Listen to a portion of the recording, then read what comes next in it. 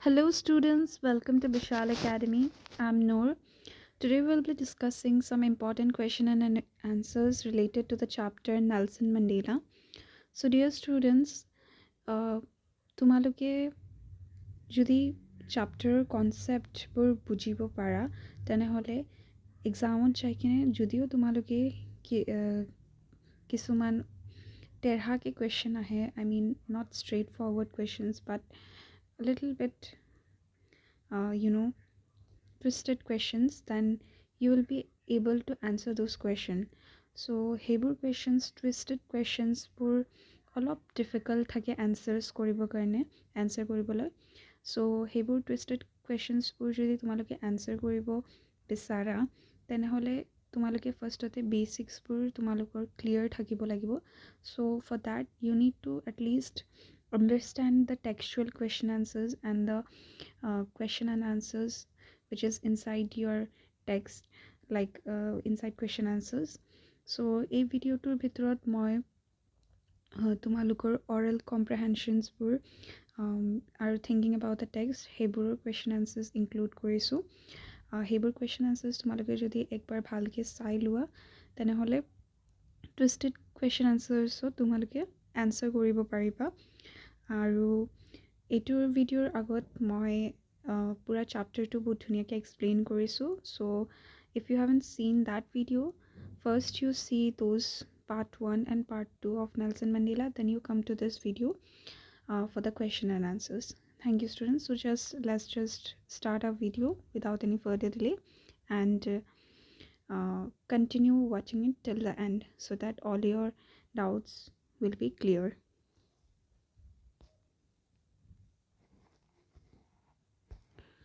So our first question is, where did the ceremony take place?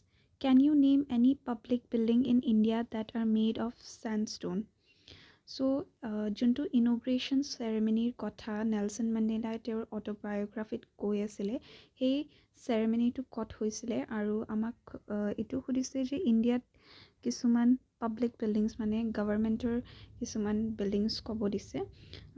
তো আমাৰ ceremony means inauguration ceremony to কত হৈছিলে, Union Building Pretoria হৈছিলে. আৰু some of the public buildings in India that is made of sandstones are Rashtrapati Bhavan, Red Fort আৰু Parliament House. এইবোৰ মনত ৰাখিবা তোমালোকে সবে.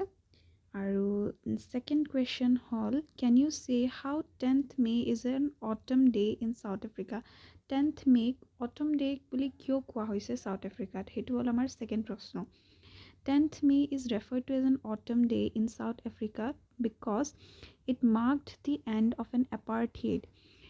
সেই দিনাখন apartheid systemৰ অন্ত হৈছিলে end হৈছিলে, সেই কাৰণে 10th May autumn day বুলি কোৱা হয়. So students, what is apartheid? Apartheid is a political system in which people are separated based on their color, okay, and the beginning of a new democratic government. আৰু সেই দিনাখনে এটা নতুন democratic government স্থাপন হৈছিলে, symbolizing change and renewal much like autumn. যোনটো এটা change আৰু renewal নতুন এটা processor establishment সেই দিনাখন হৈছিলে. So that is why 10th May is referred as an autumn day in South Africa.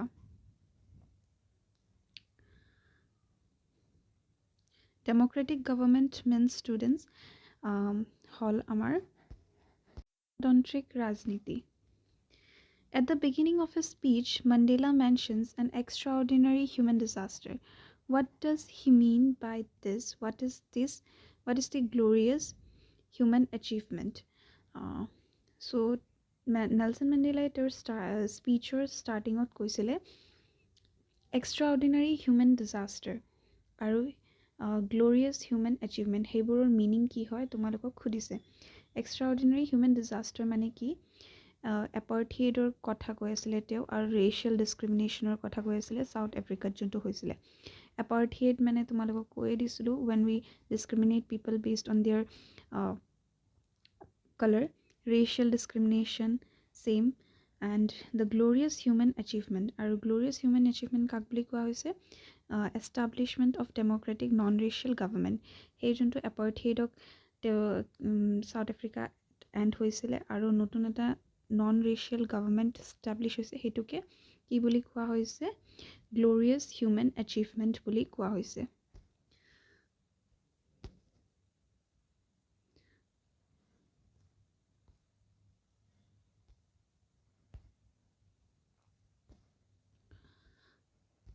So the next question is, what does Mandela thank the international leaders for? Mandela thanks international leaders for supporting the anti-apartheid movement and attending the inauguration, showing solidarity. So international leaders burok Mandela kyo thank you koisile, because they were supporting the anti-apartheid movement, means they were also against the apartheid movement, and they attended the inauguration, which showed solidarity. What ideals does he set out for the future of South Africa? Mandela কি ideals set কৰিছিলে for South Africa's future? Generation, justice, equality, human dignity, আৰু এনেকুৱা এটা nation, এনেকুৱা এটা ৰাজ্য যোনটো free হয় from poverty, ভুকমাৰী, discrimination, য'ত কোনো মানুহে কাকোকে অপ্ৰেছ নকৰে, means no one is showing his or her oppression towards the another person. No one is discriminating someone based on their gender, color, caste, creed, poverty, where everyone is having their meal, and human dignity, equality, justice, all these ideals were set by Mandela for the future generation of South Africa. What do the military generals do? Military generals কি কৰিছিলে আৰু তেওঁলোকৰ attitude কেনেকৈ change হৈছিলে? Military generals saluted Mandela. Military generals বোৰে Mandelaক salute কৰিছিলে because out of respect. It symbolized a change in attitude, symbolizing a change in attitude from upholding apartheid to supporting democracy. This saluting Nelson Mandela was a sign that the generals also were now supporting democracy. They were not supporting apartheid now. They were in favor of democracy now. Why were two national anthems sung? দুটা national anthem কিয় গোৱা হৈছিলে সেইদিনাখন? Because it was representing the unity of both black and white South Africans in the new democratic era.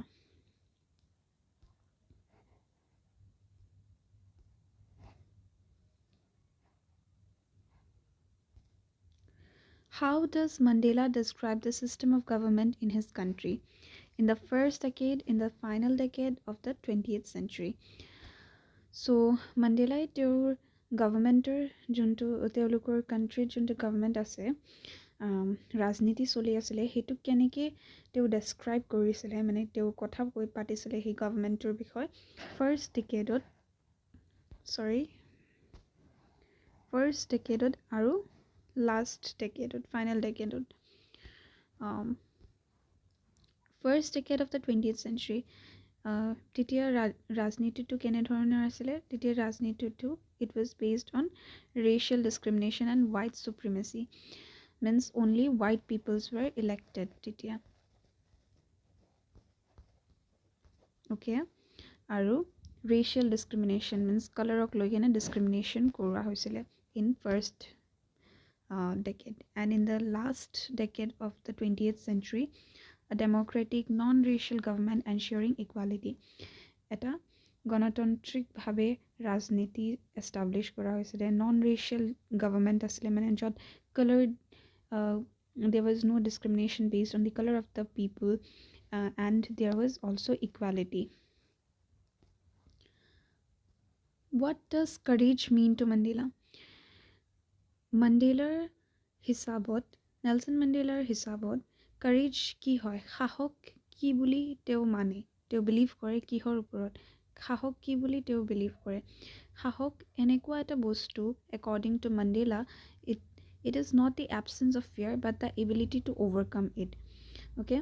means এনেকুৱা এটা সাহস এনেকুৱা এটা বস্তু হয় য'ত মানে এইটো কথা নহয় সাহস হ'লেই যে আমাৰ ভিতৰত ভয় নহ'ব সেইটো বস্তু নহয়, বাট ভয় কেতিয়া কেনেকৈ আমি সেই ভয়টোক অভাৰকাম কৰোঁ সেইটোকে সাহস বুলি কোৱা হয়। Which does he think is natural, to love or to hate? তেওঁ কোনটো বস্তুক নেচাৰেল বুলি কৈছিলে, ভাল পোৱাটোক নে হেট কৰাটোক, বেয়া পোৱাটোক? Mandela believes love is natural. Love, তেওঁ কৈছিলে যে লাভটো এটা নেচাৰেল ফিলিং হয় আৰু হেট্ৰেডটো আমাক শিকোৱা হয় through the society. What twin obligations does Mandela mention? তো মাণ্ডেলাই কি কৈছিলে যে এটা মানুহৰ তাত কি দুটা obligations আছে। Obligations means জিম্মেদাৰী। Mandela's twin obligation are to his family and to his people, the country. আৰু এই দুটা twin obligations, it was not only towards Mandela. He said that this twin obligation belongs to everyone in the society. One obligation is towards our own family and one obligation is towards our society. What did being free to Mandela means to Mandela as a boy and as a student? How does he contrast these transitory freedoms with the basic and honorable freedoms? So যেতিয়া তেওঁ এটা বয় আছিলে, means তেওঁ তেওঁৰ চাইল্ডহুডত আছিলে আৰু এটা তেওঁৰ ষ্টুডেণ্ট লাইফত আছিলে, তেতিয়া তেওঁৰ ফ্ৰীডমৰ মিনিং কি আছিলে আৰু সেইটোত ফ্ৰীডমক তেওঁ ট্ৰানজিটৰী ফ্ৰীডম কিয় কৈছে, and how is it different from basic honourable freedom? As a boy and a student, যেতিয়া তেওঁ এজন সৰু ল'ৰা আছিলে আৰু এজন ষ্টুডেণ্ট লাইফত আছিলে তেওঁ, তেতিয়া freedom meant running freely and pursuing education. মানে তেতিয়া তেওঁৰ ফ্ৰীডমৰ মিনিং কি আছিলে, যে খালী ফ্ৰী হৈ কিনে ঘূৰা ফিৰা আৰু এডুকেট হোৱা, সেইটোৱে তেওঁৰ ফ্ৰীডমৰ মিনিং আছিলে। কিন্তু যেতিয়া তেওঁ ৰিয়েলাইজ কৰিলে যে ট্ৰু ফ্ৰীডম কি হয়, true freedom means dignity, equality আৰু উইথাউট অপ্ৰেশ্যন জীয়াই থকা, সেইটোকে ট্ৰু ফ্ৰীডম বুলি কোৱা হয়। Does Mandela think the oppressor is free? Why not? মাণ্ডেলাই বিলিভ কৰে নেকি যে অপ্ৰেছৰ মানে যোনে মানুহক টৰ্চাৰ কৰি আছে সেই মানুহটো কি ফ্ৰী হয় নে ফ্ৰী নহয়, সেইটো মাণ্ডেলাৰ কুৱেশ্যন হয়। Mandela believes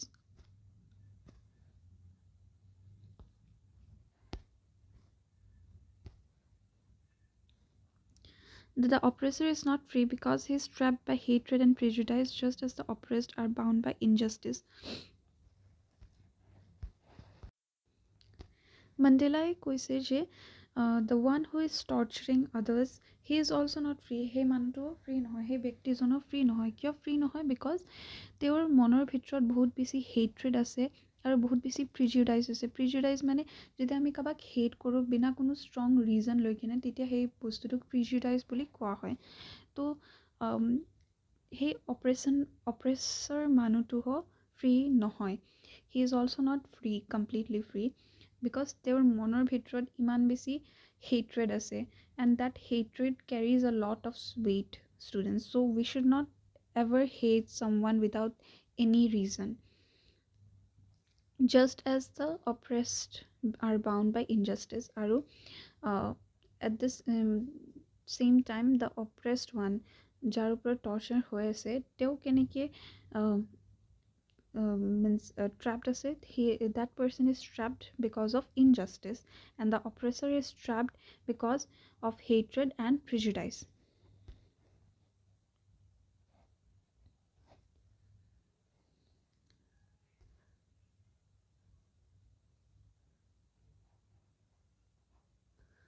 So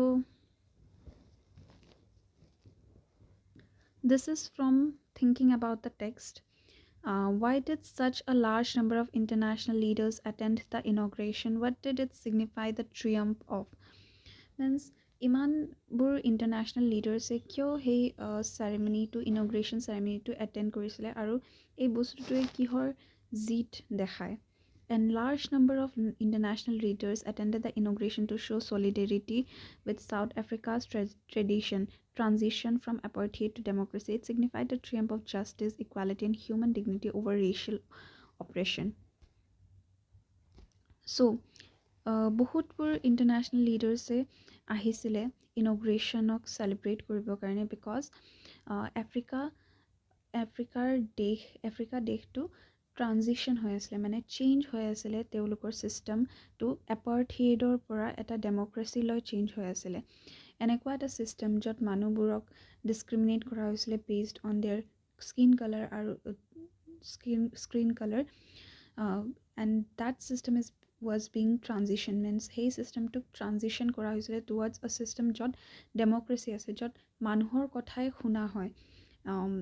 okay, what does it signifies the triumph of, এইটো কিহৰ জিত দেখাই আছে, এইটো জিত দেখাই আছে জাষ্টিছৰ, ইকুৱালিটিৰ আৰু হিউমেন ডিগনিটিৰ, ঠিক আছে, over racial oppression.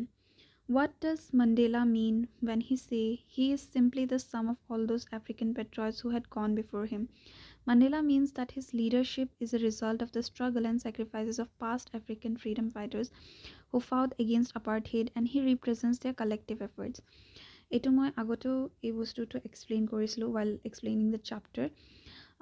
There I said that he strongly believes that he is just a part of the freedom movement, and the freedom movement is not all about him.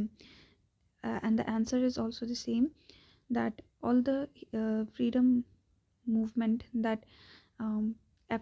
Africa has experienced is the result of the struggles and sacrifices of the past African freedom fighters who fought against the apartheid, and it represents their collective efforts.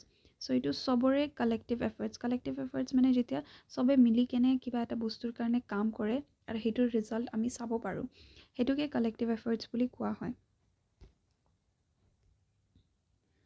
Would you agree that the depth of oppression creates the height of character? How does Mandela illustrate this? Can you add your own example to these arguments? Means ইয়াতে প্ৰশ্নটো সোধা হৈছে যে যেতিয়া কাৰোবাৰ ওপৰত বহুত বেছি টৰ্চাৰ কৰা হয়, মানে একদম টৰ্চাৰ বহুত বেছি ডেপথত যোৱা হয়, তেতিয়া কি সেই মানুহৰ কেৰেক্টাৰটো ডিফাৰেণ্ট হৈ যায় নেকি, ডেভেলপ হয় নেকি, চেঞ্জ হয় নেকি? How does Mandela illustrates this? এই কথাটো মাণ্ডেলাৰ ওপৰত কেনেকৈ আমি ইলাষ্ট্ৰেট কৰিব পাৰোঁ? আমাৰ নিজৰ এক্সাম্পলছ সুধিছে ইয়াতে কুৱেশ্যনত। Yes, oppression builds resilience and strong character. তো যেতিয়া কাৰোবাৰ ওপৰত আমি টৰ্চাৰ কৰোঁ তেতিয়া সেই মানুহটোৰ কেৰেক্টাৰটো অবভিয়াছলি বহুত বেছি ভালকৈ ডেভেলপ হৈ যায়। Either it will get developed in a positive way or in a negative way. It just depends on that person, but most of the times what happens is that the person becomes resilient, মানে তেওঁৰ ওপৰত সেই বস্তুটোৰ একো ফৰকে নপৰে আৰু তেওঁৰ কেৰেক্টাৰটো আৰু বহুত বেছি ষ্ট্ৰং হৈ যায়, আমি বহুত বেছি ষ্ট্ৰংলি হেণ্ডেল কৰিব পাৰোঁ যেতিয়া আমাৰ ওপৰত কিবা অপাৰেশ্যন কৰা হয়। Mandela illustrates this by showing how years of struggles and suffering shaped great leaders like himself and his fellow freedom fighters. তো এই বস্তুটো মাণ্ডেলাৰ বহুত বেছি ভালকৈ আমি মাণ্ডেলাৰ ওপৰত দেখিব পাৰোঁ, বিকজ হি শ্ব'ড ডেট তেওঁ ইমান বছৰ ষ্ট্ৰাগল কৰিছে, ইমান বছৰ ছাফাৰ কৰিছে, but then also' he emerged as great leaders and with his fellow freedom fighters. Other examples include, আৰু ইয়াতে আমি আৰু বেলেগ এক্সাম্পলছ দিব পাৰোঁ, like from our own India, or Mahatma Gandhi ji, who endured British rule but became a symbol of peace and resistance, and Malala Yousafzai, who fought for girls' education despite threats. So these two are great examples. You can include this in your answer. How did Mandela's understanding of freedom change with age and experience? So next question এইটোৱে হয় যে freedom or meaning to Mandela কেনেকৈ change হৈ গ'ল with his age and with his experience. As a child, Mandela saw freedom as personal, like playing without restriction. As he grew, he realized true freedom means dignity, equality, and liberation from oppression, not just for himself but for his people.